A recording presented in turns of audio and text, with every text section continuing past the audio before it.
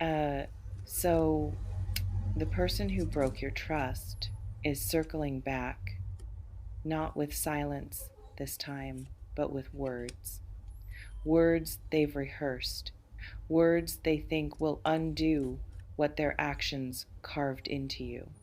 Words that attempt to rewrite history where they were the villain into versions where they were just misunderstood.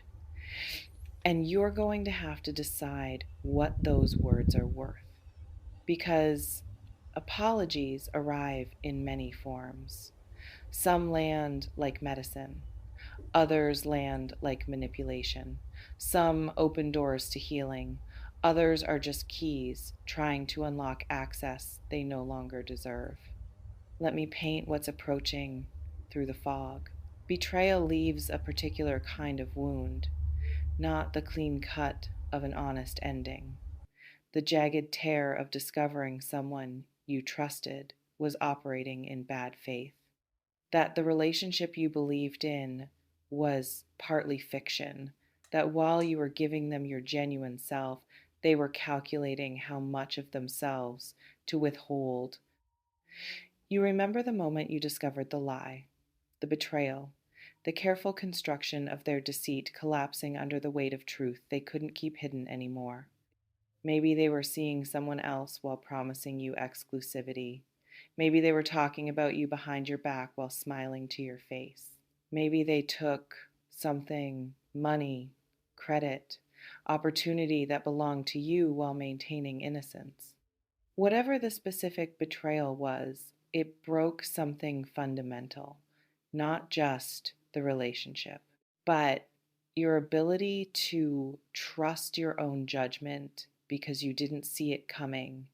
And that failure of perception haunts you more than the betrayal itself. Now they're coming back with explanations, justifications, the kind of carefully crafted narrative that positions them as victim of circumstance rather than agent of harm.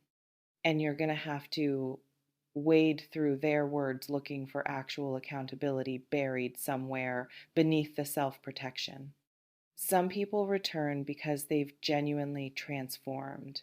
They've done the work to understand what drove them to betray. They've examined their character deficits honestly. They're returning not to get something from you, but to give something to you. Clean confession without manipulation. True apology without strings. But others return because they're lonely, or they're facing consequences they want to mitigate, or their new situation isn't working and they're reviewing old options, or they've constructed a revisionist history where you were partially to blame and they need you to accept that fiction so they can feel better about what they did. Let's pause here. This reflection invites you to consider, if the person who betrayed you reached out, would you want to hear them, or would silence be kinder to your healing? The words coming in might arrive as text, as email, through mutual friends testing the waters, as I've been thinking about you, or I owe you a conversation, or can we talk about what happened? The phrasing will be careful, designed to get you to engage before you've decided whether engagement serves you. Some betrayers are strategic in their return. They don't lead with apology because apology would require admitting wrongdoing. They lead with nostalgia, with reminder of good moments, with gentle questioning about your well being that feels considerate until you realize it's actually reconnaissance. They're testing if the door is still open, if you've healed enough to be soft again, if time has done the work of forgiveness that they're not willing to do through genuine accountability. Or maybe the words will be blunt, raw, actual confession without decoration. I lied. I hurt you. I'm sorry. No justification. No blame sharing. Just acknowledgement that they caused harm and responsibility for that harm is entirely theirs. That second type is rare because it requires humility that most people who betray lack. It requires facing yourself as someone capable of causing significant harm to someone who trusted you. And that reflection is so uncomfortable that most people avoid it entirely. This reflection invites you to consider, can you tell the difference between someone apologizing to make themselves feel better and someone apologizing to make things right? There's something critical about what makes betrayal different from other relationship endings. Clean endings hurt, but they're honest. This isn't working. I've changed. We want different things. These hurt, but they don't leave the particular poison that betrayal leaves. Betrayal is injury plus insult. The harm itself plus the disrespect of thinking you wouldn't notice or wouldn't matter enough for them to show you basic honesty. It's being harmed by someone while they were looking you in the eye and lying about it. That creates trust damage that extends beyond the person who betrayed you. You start questioning everyone, reading deception into normal behavior, requiring proof where you used to accept words, building walls so high that even safe people can't reach you. And the person who betrayed you might be returning now because enough time has passed that they think you've healed, that the damage they caused has been repaired by time and distance alone without requiring their participation in your healing. But some wounds need more than time. They need acknowledgement from the person who inflicted them.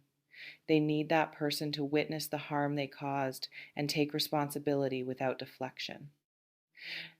If the returning person can't do that, if their words are full of, but I was going through something, or you have to understand why I did it, or I'm not the only one who made mistakes, then their return isn't about your healing.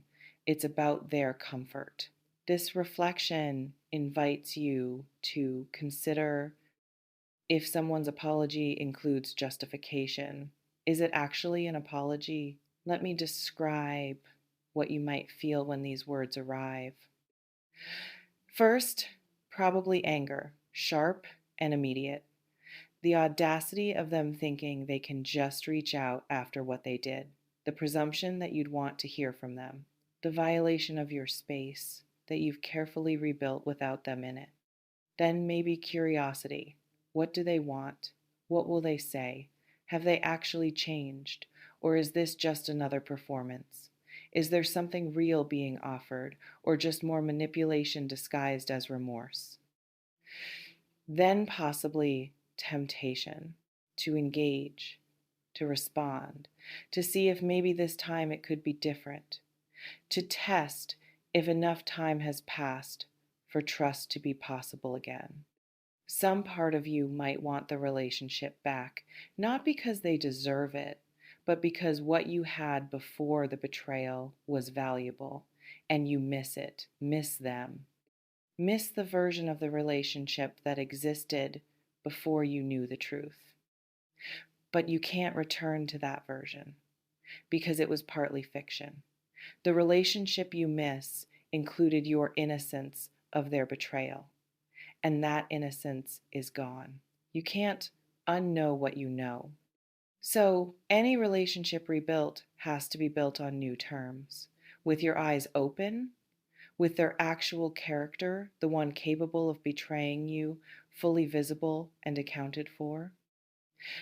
And most people who betrayed you aren't capable of being in relationship where you see them that clearly, where they can't hide behind performance, where their character flaws are known and monitored. They want forgiveness that comes with amnesia, want you to forget what they're capable of, want to return to the dynamic where you trusted them completely so they can have access to you without the discomfort of being watched. This reflection invites you to consider if you let them back in. Could you ever trust them completely again, or would part of you always be watching? Let me be direct about what you might need to do when their words arrive. First, you don't have to respond immediately. You don't have to respond at all. Their need to confess or apologize or reconnect doesn't create obligation in you to receive it. You can read it and sit with it. Can take days or weeks to decide if responding serves you. Can choose to never respond if silence protects your peace better than engagement would. Second, if you do choose to engage, require specificity. I'm sorry without acknowledging what specifically they're sorry for is empty. I hurt you without naming how is incomplete. Make them demonstrate they actually understand the harm, not just that you're upset, but why, what specifically they did, what impact it had, what they took from you through their betrayal. If they can't be specific, they haven't done the work. They're just performing contrition to get something they want. Third, trust is earned incrementally after betrayal, not rebuilt through one conversation or one apology, through sustained behavior over time that demonstrates actual change. Words are easy, changed behavior is hard. And most people who betray don't actually change. They just get better at hiding, or they find new people who don't know their history. So, if they're asking for another chance, the answer isn't yes or no. It's show me over time through actions, not words. And if they're not willing to earn it slowly, then they're not actually interested in rebuilding trust. They just want immediate access without accountability. You remain in complete control of whether you engage with their return. You can listen or block, forgive or maintain boundaries, give chances or protect your peace. The power is yours. It always has been. You may notice reading this has brought up a specific person who betrayed you, maybe dread about them reaching out, maybe hope that maybe they've actually changed, maybe clarity that no words they could say would matter. Whatever it is, honor it, take what resonates, softly release the rest. Trust yourself. Before we close, I want to ask you something. If someone who betrayed you reached out with an apology, what would they have to say for you to even consider listening? Drop it in the comments. And this, is there a difference between forgiving someone and letting them back into your life? Someone who lied and betrayed you has words coming in.